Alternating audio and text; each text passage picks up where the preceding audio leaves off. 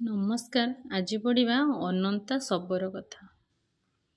ନାମର ମହିମା ଏପରି ଯେ ଭକ୍ତି ମନରେ ବା ବିନା ଭକ୍ତିରେ ଥରୁଟିଏ ମାତ୍ର ଉଚ୍ଚାରଣ କଲେ ବା ଶ୍ରବଣ କଲେ ମହାପାପୀ ମଧ୍ୟ ମୁକ୍ତି ପାଇ ବୈକୁଣ୍ଠରେ ସ୍ଥାନ ପାଏ। ଅନନ୍ତା ନାମରେ ଏକ ଶବର ପ୍ରତ୍ୟେକ ଦିନ ଅନେକ ପକ୍ଷୀ ମାରି ବିକ୍ରି କରି ପେଟ ପୋଷେ। ଜୀବନ୍ତ ଶୁଆସାରି ମଧ୍ୟ ବିକ୍ରି କରି କିଛି ପଇସା ପାଏ। ପକ୍ଷୀ ମାଂସ ଓ ସୁରା ତାର ଅତି ପ୍ରିୟ ଖାଦ୍ୟ। ପ୍ରତିଦିନ ଜୀବ ହତ୍ୟା କରି ତାର ତିଳେ ହେଲେ ଅନୁତାପ ବା ସଚେତନ ନଥାଏ। ଧର୍ମ କ'ଣ ତାହା ତାକୁ ଜଣା ନଥାଏ। ଥରେ ସେ ଅଠାକାଠି ସାହାଯ୍ୟରେ ଏକ ସୁନ୍ଦର ଶୁଆ ଧରିଲା। ଶୁଆଟି ଧରାପଡ଼ି ରାମନାମ ଉଚ୍ଚାରଣ କରୁଥାଏ। ଅନନ୍ତାକୁ ଏ ଘଟଣା ଖୁବ୍ ଆଶ୍ଚର୍ଯ୍ୟ ଲାଗିଲା। ସେ ସମସ୍ତଙ୍କୁ ଏହାର କାରଣ ପଚାରନ୍ତେ ଏକ ପୋଷା ଶୁଆ ବୋଲି ସମସ୍ତେ କହିଲେ। ଯାହା ହେଉ ଶୁଆଟିକୁ ବିକ୍ରି କରି ସେ ବେଶ୍ ଦୁଇ ପଇସା ପାଇଲା। କିଛି ଦିନ ପରେ ଅନନ୍ତା ଶବରର ମୃତ୍ୟୁ ହେଲା। ଯମଦୂତମାନେ ଆସି ତାହାକୁ ବହୁତ କଷ୍ଟ ଦେଲେ। ଗଳାରେ ଫାଶ ଦେଇ ଘୋଷାରି ଘୋଷାରି ଯମପୁରକୁ ନେଇଗଲେ। ବାଟରେ ବିଷ୍ଣୁଦୂତମାନେ ତାଙ୍କର ପଥ ଓଗାଳିଲେ। ମହାପୁଣ୍ୟର ଅଧିକାରୀ ଅନନ୍ତାକୁ ତୁମେ କେଉଁ ନ୍ୟାୟରେ ଯମପୁରୀକୁ ନେଇଯାଉଛ ବୋଲି ପ୍ରଶ୍ନ କଲେ। ଯମଦୂତ କହିଲେ, ଏ ଜଣେ ମହାପାପୀ।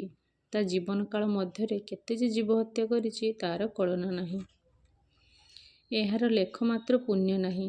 ବିଷ୍ଣୁଦୂତମାନେ ଯମଦୂତଙ୍କଠାରୁ ଶବରକୁ ଛଡ଼ାଇ ନେଲେ। କହିଲେ, ତୁମର ଯଦି ବିଷ୍ଣୁଙ୍କୁ ଭୟ ଅଛି ତେବେ ଏ ସ୍ଥାନ ଛାଡ଼ି ପଳାଅ, ନଚେତ୍ ତାର ପରିଣାମ ଭୋଗ କରିବ।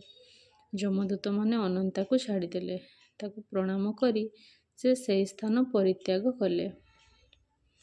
ବିଷ୍ଣୁଦୂତମାନେ ଅନନ୍ତା ଶବରକୁ ସୁଗନ୍ଧିତ ଜଳରେ ସ୍ନାନ କରାଇ ନୂତନ ବସ୍ତ୍ରଭୂଷଣରେ ମଣ୍ଡିତ କରି ପୁଷ୍ପକ ବିମାନରେ ବସାଇ ବିଷ୍ଣୁଲୋକକୁ ନେଇଗଲେ। ଏଣେ ଯମଦୂତମାନେ ଦୁଃଖିତ ମନରେ ଯମରାଜଙ୍କ ଆଗରେ ସମସ୍ତ ଘଟଣା ବର୍ଣ୍ଣନା କଲେ। ମହାପାତକୀ ଅନନ୍ତା ତାର ଜୀବନକାଳ ମଧ୍ୟରେ ଥରେ ମାତ୍ର ଶୁଆ ମୁହଁରୁ ରାମନାମ ଶୁଣିବା ବ୍ୟତୀତ ଅନ୍ୟ କୌଣସି ପୁଣ୍ୟକର୍ମ କରିନାହିଁ। ଏତିକିରେ ସେ ବିଷ୍ଣୁଲୋକ କିପରି ଯାଇପାରିବ ବୋଲି ଜନ୍ତୁନାଥଙ୍କୁ ପଚାରିଲେ।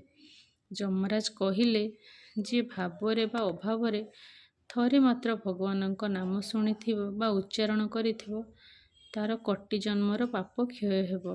ଏପରି ଲୋକଙ୍କ ପାଖକୁ ତୁମ୍ଭେମାନେ କେବେ ହେଲେ ଯିବ ନାହିଁ। ଗଲେ ମୋର ଯମପଣ ନାଶ ହେବ।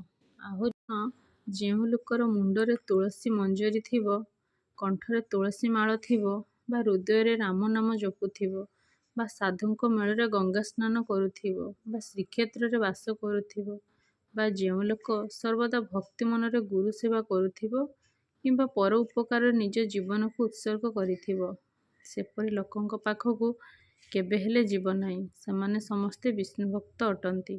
ତାଙ୍କୁ ଛୁଇଁବା ଅଧିକାର ତୁମର ନାହିଁ। ଗୋଟିଏ ନାମ ସହିତ କୋଟିଏ ଦାନ ପୁଣ୍ୟ ଧର୍ମ ସରି ନୁହେଁ। ଏହା କହି ଜନ୍ତୁନାଥ ନିଜ ଭବନକୁ ବିଜେ କଲେ।